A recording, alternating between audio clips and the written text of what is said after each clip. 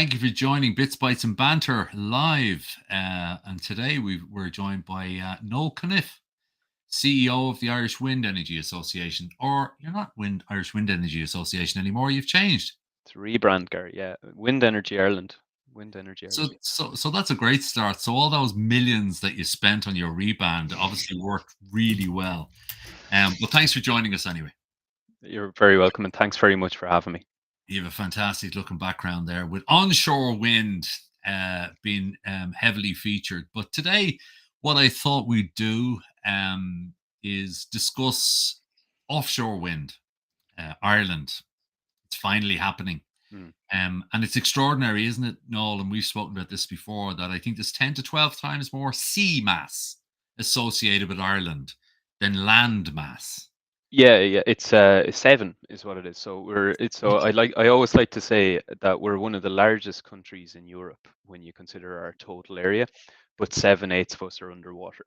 So that creates challenges. Obviously, we don't have as much land as we would potentially like as an island, but huge opportunities when it comes to what we can use our maritime area for, ranging from fishing to in future energy when it comes to wind energy, and be that in electrons or in molecules. I think there's an enormous opportunity there for Ireland. We'll get to all that in a moment. But one of the things that is obvious to me is obviously we've decided to move our success story offshore now. Mm. And I think it's important that we reflect slightly on, 2020, I think we'd 40% or annualized in Ireland or around about that of renewable electricity on our grid. Only 20 years before, it was in the single digits. So a lot has happened onshore. And maybe before we jump into the offshore discussion, sort of where are we right now with regard to renewable energy, and in particular, the wind in Ireland? Yeah, so Ireland's say journey with wind energy began 30 years ago. So the very first onshore wind farm was built in Bellacorrick in Mayo in 1992.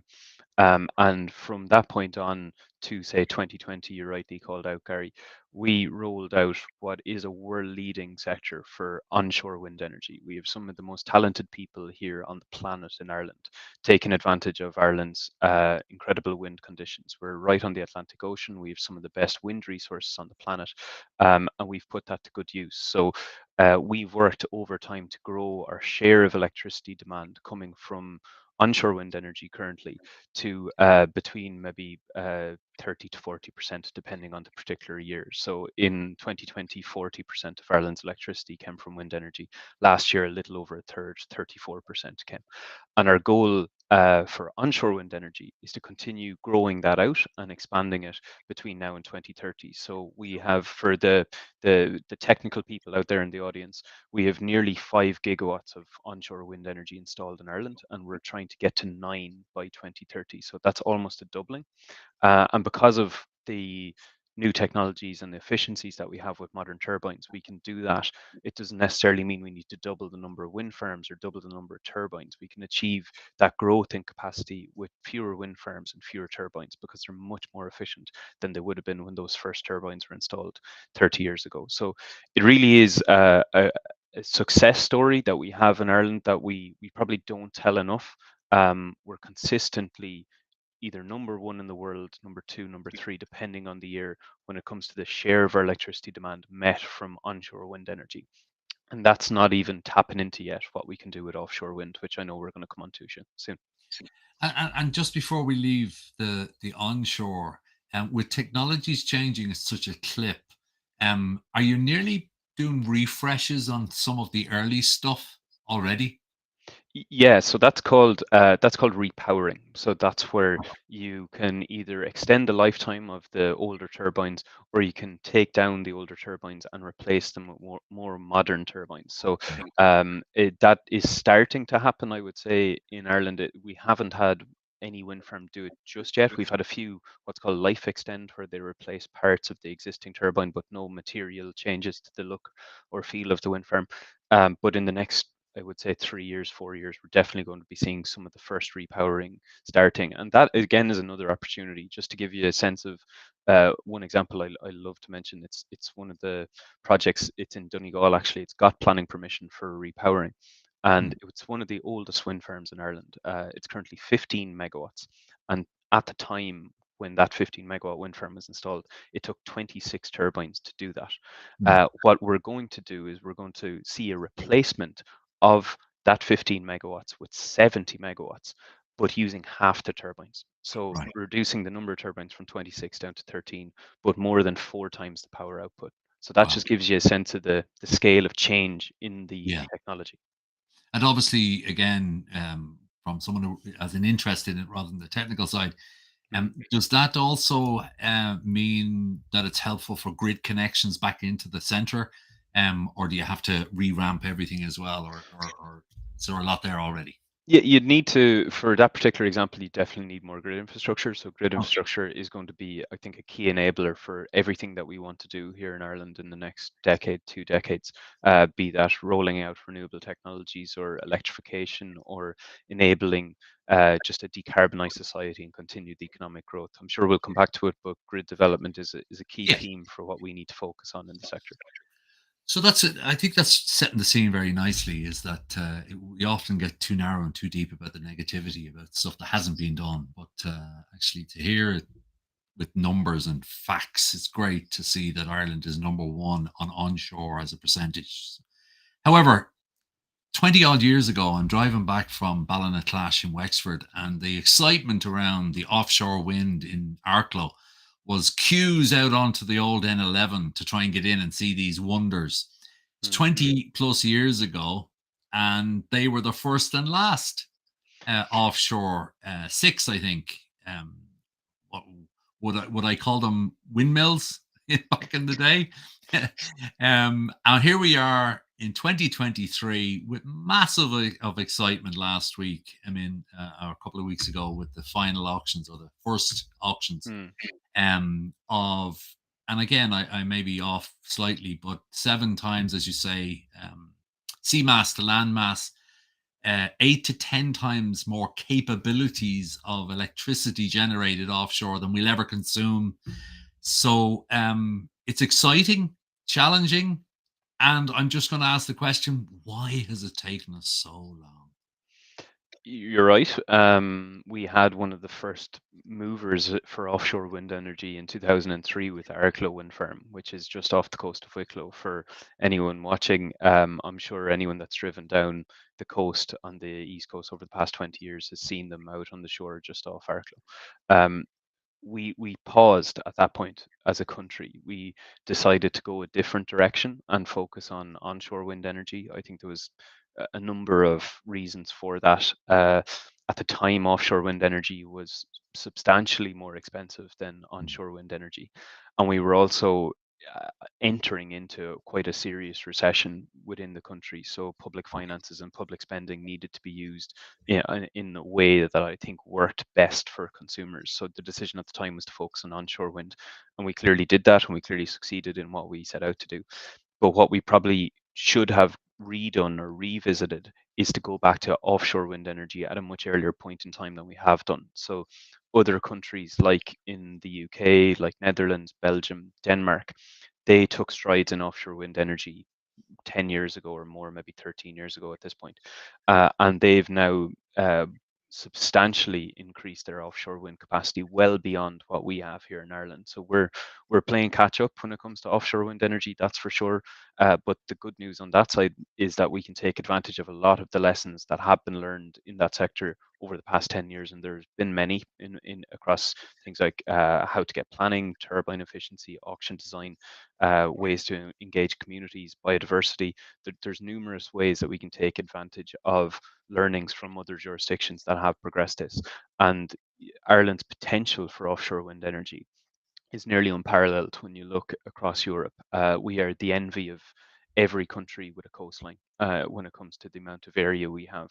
To give you a sense of scale, the German sea area is about 100 times smaller than the Irish sea area. So if you think about what that means for Ireland in Mm, future as an energy exporter for a large mm. industrialized country like Germany, who are going to need so much, not just electrons, but molecules to help decarbonize. That offers us a really fantastic advantage once we do figure out how to get offshore wind energy onto the electricity grid. Okay, so the auction that took Mhm. place recently was obviously, in your own words, the end of the start End of of the beginning. the end of the beginning. How brilliant is that? When you write the book, that's what you should call it. My journey from the end of the beginning. So what was it? A big auction to actually solidify offers to buy the electrons should certain developers go and build them? Is that it in a nutshell? Yeah, so how electricity is procured generally in Europe is that there's two mechanisms. There's a government auction, which is a state competition, which is what we just did in Ireland, where projects bid in a price for the electricity that they're willing to produce for a period of time. And in Ireland's case, it's 20 years.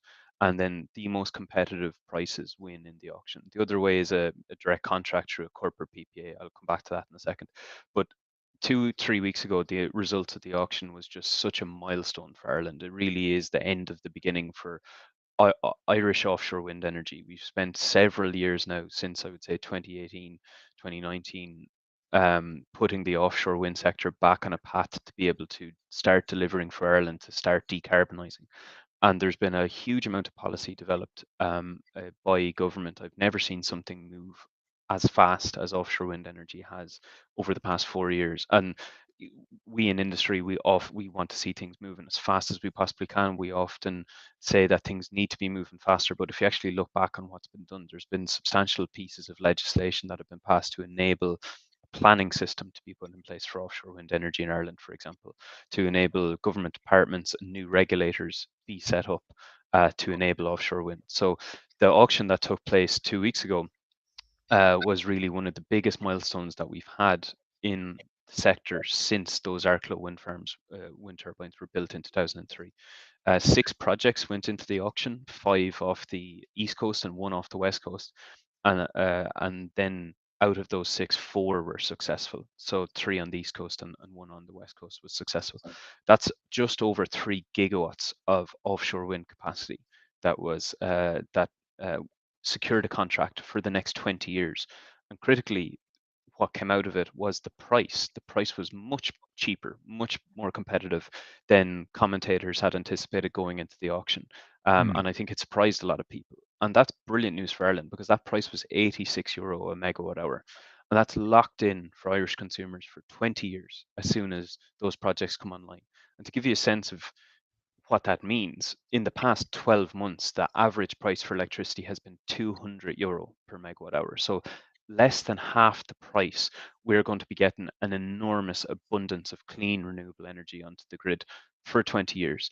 And during the worst of the crisis last year, the energy crisis driven by Russia's invasion of the Ukraine, really, and the weaponization of the gas grid by Russia, it meant that prices for electricity in Ireland spiked at times in Hmm. 300, €400 per megawatt hour. So this is a fraction of the price that we paid. And it just shows the benefit of reducing our reliance on imported fossil fuels and the volatility that comes from that. And it's a good point to ask, and one that's not probably discussed enough is, what does it all mean to the end user consumer, whether they're a corporate business or in their houses? And because trying to navigate working out how energy prices or electricity prices or fuel prices in your tank work, it seems to be an art in itself. Um, so what you're saying effectively is when you have these auctions and it's a wholesale price at 86, that's effectively what the supplier of the electricity to businesses and homes will be buying at, or is it the system? How will it help in the Mm. medium term reduce the price of electricity, or is it just that it'll keep it constant within our control? How will it Uh, help? It's both. So control is a huge part. So we will have much more control as a country over our electricity prices than we currently do, Okay. because currently we're massively reliant on imported fossil fuels, which set that price. Um, that price, the €86, that feeds into consumer bills. So consumer bills are made up of a number of different components. You've got the wholesale price, you've got supplier charges, network charges, PSO levy, tax, VAT, a number of things feed into it. The wholesale price was, I would say, I wouldn't say a relatively small, but it was a more minor component Yeah. before, say, 3 years ago. But now it's a huge component of people's electricity prices. And it's Mm. been the overwhelming driver for why we've increased prices in businesses and at homes. With that €86, that locks in that price. That price is static. It does not move. And the good news for businesses and for consumers is if the price on the wholesale market is greater than 86, then say it's 100, the developers will pay back the difference between that €100 and 86. And that difference, that'll actually go back to homes and to businesses. So Okay. the PSO levy that we've all paid for on our bills over the past 20 years, that'll turn into a negative. That'll turn positive for consumers. You'll actually get paid back. We've seen the first evidence of that this year, where the PSO levy is paying back to consumers on electricity bills for the Brilliant. very first time, and that's only going to continue and grow over time. So that renewables are no longer, they will no longer need to be subsidized in the future. They will actually pay back to consumers. I guess it's human nature, but isn't it amazing? Like I hadn't heard that there's actually a small payback of the PSO levy because it's not negative enough. I guess if it was going up by 3%, you'd see it in the front of the newspapers. But that's good to hear, and thank you for clarifying. So one of the comments that's often mentioned about wind and solar is that the intermittency of both. Um, Now I know that offshore wind has a better annual percentage of usage than onshore. And you've also thrown in there a couple of physics terms called electrons and molecules and stuff. Mm. So how like as along with the wind, it's great when it blows, but when it doesn't blow, what are security, to how can we convert some of that electricity when it's blowing too much into something that we can use later on? And it'll bring us into the second part, which is the grid, the wire that connects all this wonderful electricity and energy to end users and businesses. So the first one's first. What's the story with the intermittency of offshore relative to onshore? How can we capture more of it when we've too much of it? And then we'll follow off with the grid. Yeah, sure. So the way that we need to decarbonize electricity is through a portfolio of renewables. We cannot do this with a single technology. So, to give you an example, last summer there was a lot of periods where wind generally in Europe was really low. Hmm. But the countries that had offshore wind uh, as well as onshore wind saw different checks and balances on that. It was windier at sea. It was, say, less windy on land. So the more diversity you have in your renewable portfolio, the better. And during those times last year, solar energy played a huge role in trying to decarbonize countries where that Yeah. was rolled out. So again, for Ireland, we've only just started to roll out solar at scale in the past 12 months, and that's brilliant. That's super Hmm. news. Even days like today, it's completely sunny outside, very little wind generation on the system, but we've a lot coming from solar, and that's going to help us decarbonize. To your point about variability, Gary, I think everyone in the energy sector knows better than anyone that the wind doesn't always blow and the sun doesn't always shine, and we have to deal with that. Hmm. There's ways that you can deal with it in the long term. So the two real methods are long duration storage. So you store the energy from the renewables and then you use it at a different point in time. Um, and that type of technology, it's well proven in things like pumped hydro storage, where you pump water up into a reservoir and you release it back down then later in the day. We've got Turlock Hill in Ireland. There's other types of technologies that are getting more and more and more advanced. And I think by the end of the decade, we're going to be in a situation where things like 100-hour storage are going to be possible and feasible Wow. and rolled out on the grid. So that's multi-day storage. Then it's just about scalability and growing that up. The other side then for storage and the other way you can use the energy is by converting it to something else. So convert the electricity into something that's easily storable or more easily storable, and then you can use it in a different way. And typically, what uh, that is going to be hydrogen, green hydrogen, where you use the Okay. electricity to produce green hydrogen using the exact same experiment that everybody did in their secondary school or their high school to turn to separate out water into its components H2 and O. So get the H2 and then use that for a purpose. And you can use that hydrogen then to create other sustainable fuels like green ammonia, like sustainable aviation fuels, sustainable fuels for maritime. And that unlocking of that and unpicking of that over time is going to be how we decarbonize the wider society. And I think we're really into a probably 2030s, 2040 discussion for the big scale of this to come into play. So if I understand you correctly, over time through a hybrid and then eventually sort of single purpose, the hydrogen gas replaces natural gas as a go-to on-demand form of generating electricity. That you certainly can do that. Yeah. So Yeah. there's ways, some modern gas turbines that you can roll out with, say, any CCGT that you buy off the shelf today. That can typically run dual fuel, either natural gas, as you mentioned, or green hydrogen. So it's So it's adaptable over adaptable. time. Okay. So that type of technology switch will happen in time. But then there's other ways that you can utilize that green hydrogen and you can turn it into liquid fuels for other types of purposes and really use it to decarbonize the hard to reach areas that you can't just put a plug on. Because the best way to decarbonize is to put a plug on the end use.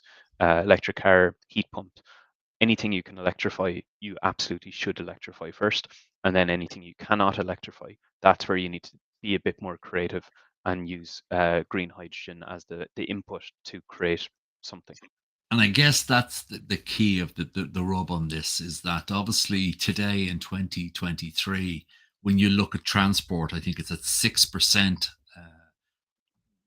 renewable, 94% is fossil based for our transport. That's when you really get the positive rub of a decarbonized grid as we move off fossil on the transport and move on to green electricity led grid. That's when you really start to see the benefits. No point in moving off, I guess, fossil based cars and go onto a grid that's likely to be highly fossilated. Yeah, that's really the advantage there, right? There is an advantage, like electricity generation and batteries are much more efficient than a car. Like if your car, the fuel you burn in your car, 70% of the energy goes out the exhaust, and 30% of the energy brings you to your destination. 70, Uh, seven yeah. zero. So Wow. like heat and all the other different types of energy that are created when you burn diesel or petrol. Okay. If you have a battery in there, it's 90% efficient. So there is actually an efficiency even to move into an EV, even if you're not 100% decarbonized in the electricity grid. But Good. ultimately, that's where we want to get to. I think I didn't maybe talk about, Gary, just like where we want to get to in electricity terms is move from that 40% up to 80% by 2030 renewable electricity that I mentioned at the beginning. And by 2035 in Ireland, we really need a zero carbon electricity grid. Um, if you look across all of the research, all the literature to try and achieve a net zero carbon society by 2050, Yeah. and the experts are starting to say that advanced and wealthy countries like Ireland should be aiming for that net zero target at a much earlier point in time than 2050 to give us a chance at staying within our say the 1.5 degrees or 2 degrees. You really need an electricity system that's zero carbon at a much earlier point in time. So as a country, we should be aiming for 2035 to have that zero carbon electricity grid. So we've 7 times more sea mass than land mass. We've got multiple opportunities to generate multiple times more electricity offshore than we consume on land. We see that there's growth in transport decarbonisation, home heating with heat pumps, industry itself is growing. So that basically we've got a fine predicted and projected demand. We have also the supply side, but there's a wire that has to go between the two called National Grid. Mm. What's going on? Where are we? And should we be optimistic that it'll happen? So I wouldn't underestimate the challenge that it'll be to upgrade the grid, but it's something that everyone needs to get behind. Uh, What does that mean exactly? Everybody needs to get behind. So, to give you a sense, EirGrid put out their strategy for how to deliver the 2030 grid called Shaping Our Electricity Future. A version of that came out in late 2021. There's a new version that will be coming out this summer, which will be updated to reflect the current climate targets that the government have set. So 9 gigawatts of onshore wind, 5 gigawatts of offshore wind, 8 gigawatts of solar by 2030, and electricity demand that is going to grow for the reasons that you mentioned around electrification. So the plan that we need to deliver between now and 2030, that's going to be published in the next month, 2 months maximum. And then once that plan is published, then all of Irish society needs to get behind delivering it, because there have been multiple examples over the past 10, 15 years where um, there wasn't enough people championing the need for the grid, particularly at a political level. The Okay. electricity grid is at the core of decarbonisation, the core of economic growth, and at the core of security of supply. If you Yes. don't have an electricity grid to move the power from where it's generated to where it's required, then we're at nothing. We won't be able to decarbonize society, enable cheap prices for consumers, or keep the lights on. So we need the electricity grid to be able to do that. And getting political support, getting businesses in particular to champion that they welcome grid in their area. You might have seen The Economist recently. Their front page was a person hugging a pylon, because that's Yeah. really how you tackle climate change. You have to embrace things that maybe society have found challenging previously if we're going to decarbonize, and rolling out Mm. the electricity grid is going to be central to that. So as a society, as a people, as a business, as the political institutes, they need to get behind the electricity grid and minimize that type of opposition that has traditionally been there. And I guess again, we often get too narrow and too deep about the geography of Ireland on these discussions. But let's be honest, globally, the grids in most countries, if not all, are not fit for purpose. It's a big challenge everywhere. That's for sure. The Economist article was just something that reflected that globally. I've seen uh, the likes of Arnold Schwarzenegger, Bill Gates come out recently saying that we need to get behind building electricity grids because it's the key to decarbonisation. For Ireland, there's two elements to that. There's our domestic grid that's going to be really critical for servicing our own electricity demand needs. But then for the topic of this discussion, for offshore wind energy and the potential and of what that means for Ireland for a future, um, the unlocking of an export opportunity is going to be really, really important. So, how we connect the Irish grid to the rest of Europe to enable that is going to be really essential. And decarbonising Europe in the next 10, 15, 20 years is going to require a significant amount more of offshore grid and interconnection to be built. So, we're currently building, EirGrid are building an RTE, the French TSO, they're building the Celtic interconnector between Ireland and France. There's a private interconnector being built between Ireland and Great Britain at the moment, but we're going to need more. We're going to need to connect to other jurisdictions to really enable that free flow of electrons over the next 10, 15 years. Well, you know, my part of my view on that is that it's much easier and better for Ireland if we export photons from data and turn it in from a wholesale to a retail and export it. That's for a different show. So we've got 90 seconds left on the show, Noel. We're here in 2 or 3 years. What are you reflecting on that's been really positive to move the dial?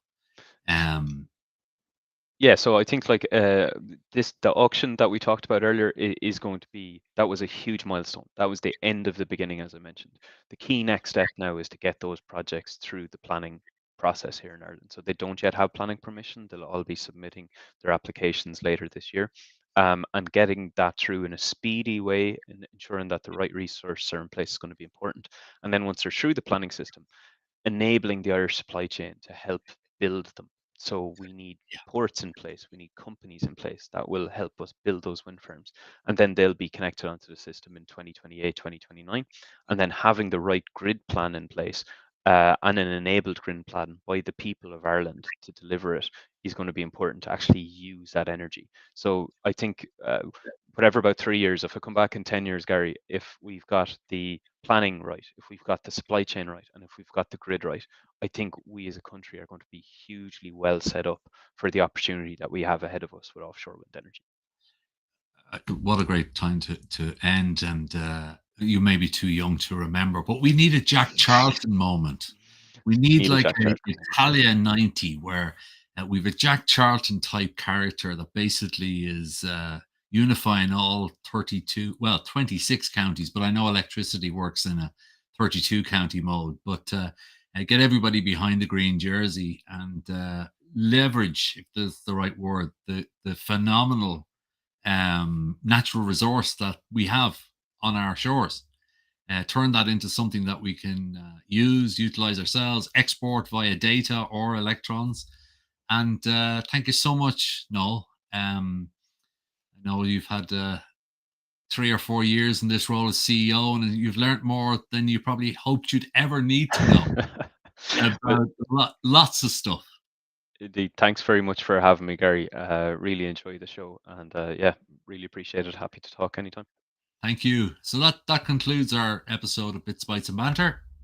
And we'll see you next time where we'll be talking GDPR, 5 years old. See you next time. Bye bye.